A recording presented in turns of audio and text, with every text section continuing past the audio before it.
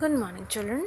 So, in our previous class, we just had a brief revision of fundamental concepts of algebra that we have already studied in class 6. Now, in today's class, we are going to study addition of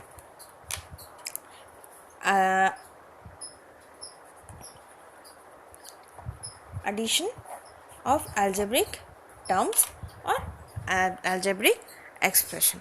Now, when we talk about addition or subtraction, whenever we are going to work on any such operations in algebra, one thing that has to be remembered, or you can say that is a key rule of algebra, is we have to group them in the like terms.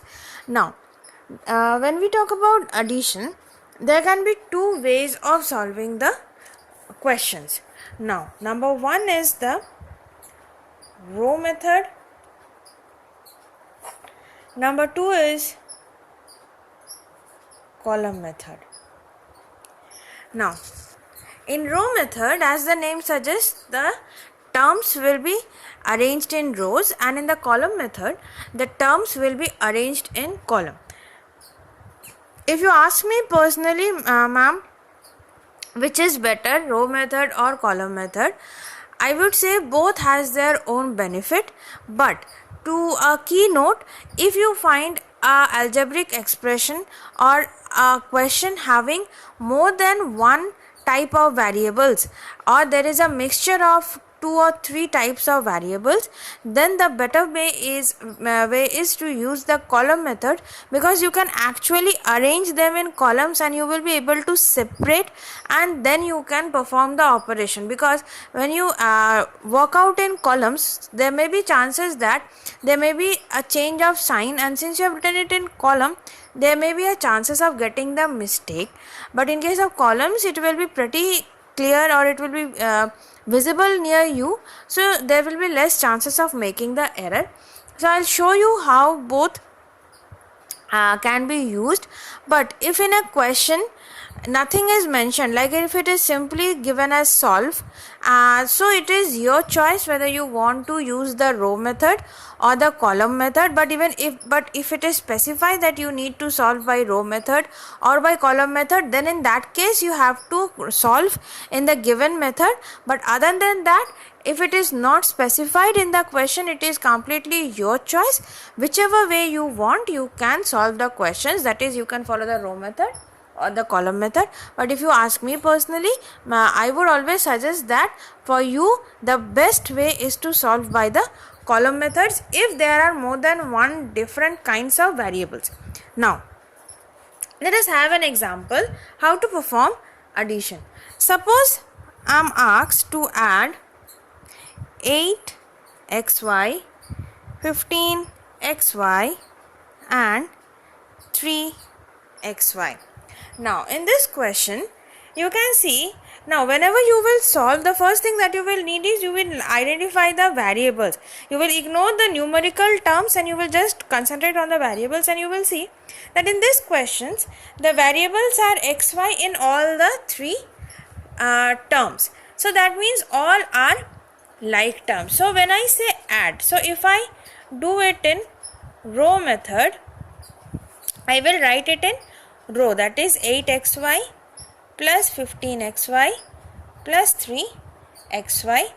So this can be also written as, since all are xy, I can just make out a common term like 8, 15 plus 3, and xy is taken out as common. This you already know how to take out the common, that is, the terms which are uncommon you will put them in bracket, and the common term you will take out of the bracket and you will solve. So this will be 26xy.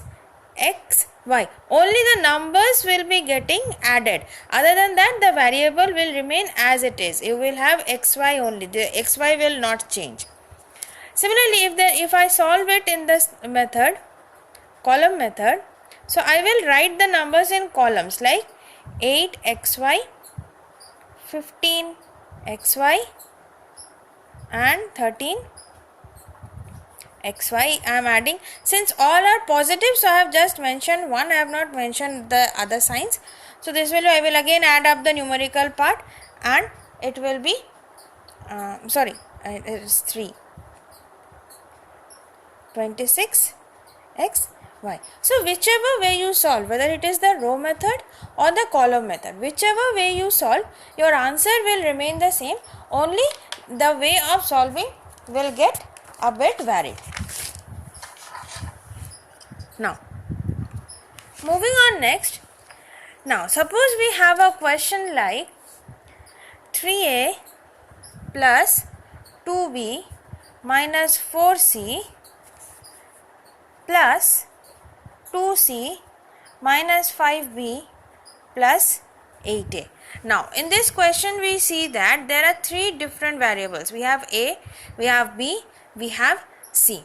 So if I want, I can use the row method. If I want, I can use the column method. Both are same. So first I will solve it by row method. Now when I am solving it in row method, there are some steps that has to be followed. I am just writing the steps. First step is, we will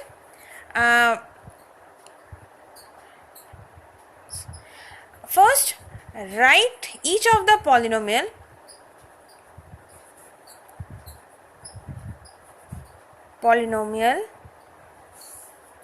in bracket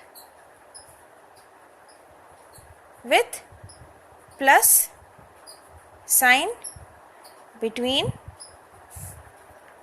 the two brackets.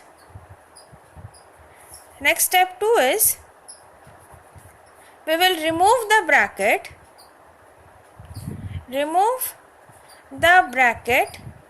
and change our sign as per requirement, and remove the bracket without changing sign. Now you may ask, ma'am, you just now told that we may remove the bracket with making the changes as per requirement, but again you are saying written that, ma'am, remove the bracket without changing the sign. Now if you go back to your chapters of integers, you have studied when you were studying addition of integers. At that time you have studied that if there was a positive number and there was a negative number which was to be added up, then the negative number would remain negative. That means when we were opening up the bracket, there was no change of sign if we were adding the two integers. So this is only the case when there is positive, the terms within the bracket, particularly the term after the bracket, there will be no change of sign. Next, the step 3 will be grouping up the like terms and add.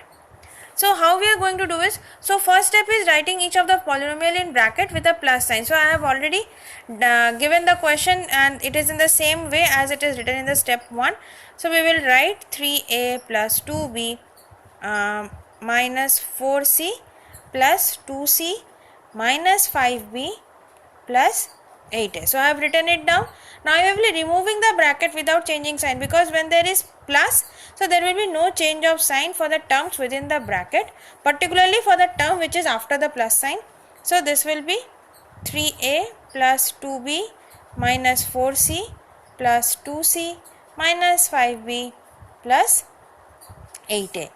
Next we will be grouping up the like terms. Like we will first bring all the a at one side, like 3a plus 8a. Next 2b minus 5b minus 4c plus 2c with the sign. Like if minus 4c, so we will have minus 4c. We will just bring the like terms on one side of the another, and then we will add up. So it will be 3 plus 8a plus 2 minus 5b plus 2 minus 4c. Clear? We have just taken out the common terms. So 8, it is 11a. So 2 minus 5 will be minus, so it will be minus 3b, and again it will be minus 2c. C. Now when you are adding it up, the rules will be similar to what you have studied in case of addition of integers. Like when there were two positive numbers being added, the sign will remain positive. Again, when the two negative numbers were added, the sign will be negative, but the integers will be added up. And in case the two numbers that are being added, one is a positive number and another is a negative number, so we subtract the bigger one by the smaller one, and the sign will be according to the number which is greater. If the number which is greater is positive, then the answer will be positive, and if the numbers which we are adding is the greatest number is having a negative sign, then their answer will be negative. Like in this case, 2 was positive and 4 is negative. So since we have subtracted and we got 2, and since 4 is bigger and 4 is having a sign of minus, so we have put a minus before 2. So this is how we are going to solve in the row method. Now if I talk about the column method, we will write it in columns in such a way that the like terms are one below the other. Like first we will write the first term, like 3a plus 2b minus 4c. Give a bit of space in between the terms. Next we will write, so the first term is 2c, so 2c will come immediately below the term c of the first expression. So 2, and since 2 it is positive, next is 5b, so it will be placed below 2b and 8a, and then we will add. So we will have, again we are adding a positive and a negative number, so it will be actually a subtraction, and sign will be according to greatest number. So 4 is greatest and having a sign negative, so this will be minus 2c. Again this will be minus 3b and 11a. So again, whether we are adding it in row or in column, the answer remains the same. See, it has been written, rules for addition of like terms. If the sign of both the terms are same, then add their numerical coefficient and affix the same sign. That is, if both are positive, then the result will be positive. If both are negative, we will add them up, but the sign will be negative in front of the numerical coefficient. But if the signs of both the term are different, then we will subtract the smaller coefficient from the greater coefficient, and we will affix the sign of the greater coefficient. Like for 8xy square and 5xy we have subtracted, and since 8 is greater, it is having positive sign, so we have put a positive sign. Similarly, when we were adding minus 8xy square and 5xy square, we have actually subtracted, but we have put a negative sign because 8 is greater and it is having a negative sign. So this is how we are going to solve addition of algebraic expressions. So now the questions which are given in your exercise 11b, you can see in none of the questions it is being specified whether you need to solve it in row method or in the column method, but it is now your choice. But I would suggest that whenever you are having terms which are having a mixture of more than one variable, I would better say that you solve using the column method, because there will be less chances of making a mistake, particularly when there are a combination of a positive and negative numbers. Suppose let us solve a few questions like question number 2.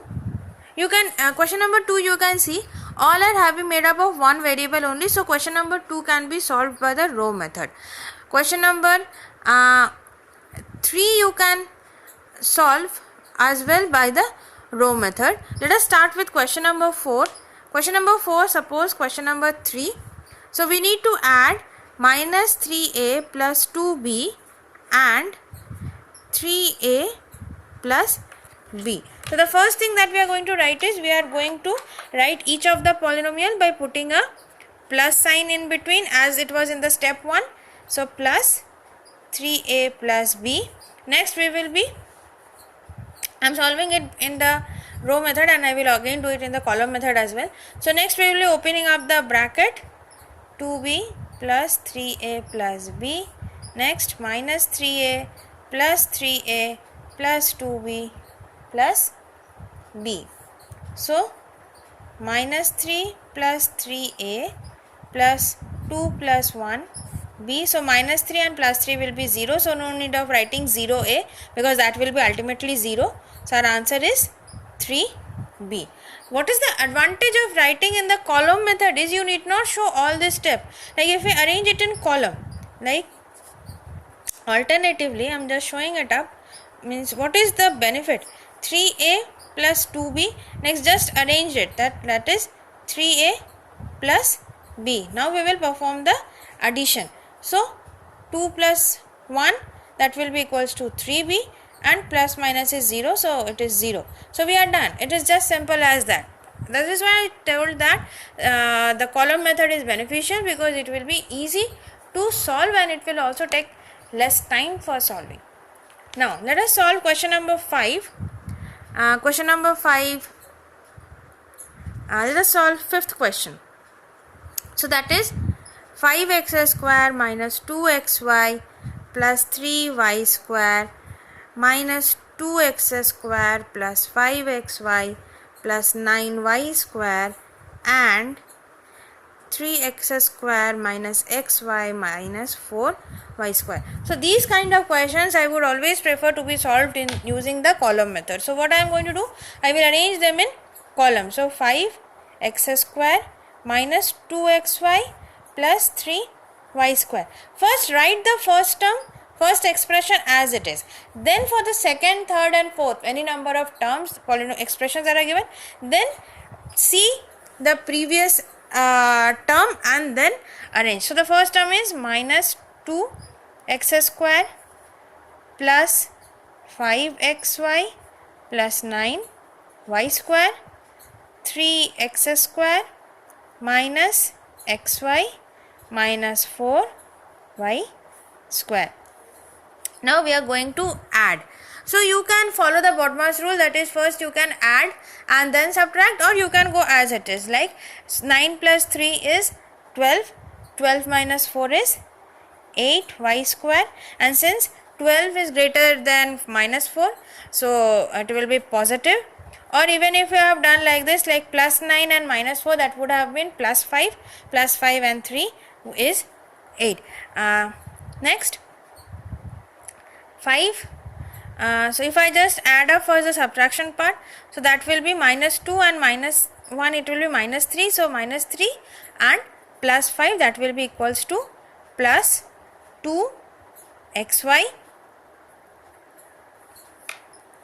Next 5 and 3, 8, 8 minus 2 is 6x square. So children, when you have arranged it in column, for example, when you are adding it up, you can also add it up in the rough column. Like first you can add 3 plus 9, that is equals to 12, and then you can just do it in the rough work, and then you can write the final answer with the proper variables that are being attached and also the sign that are being coming along with the addition and subtraction.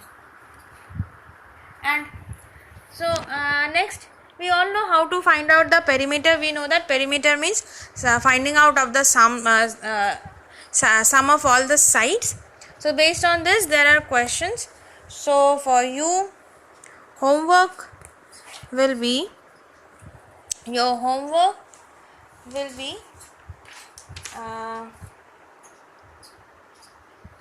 question number 3,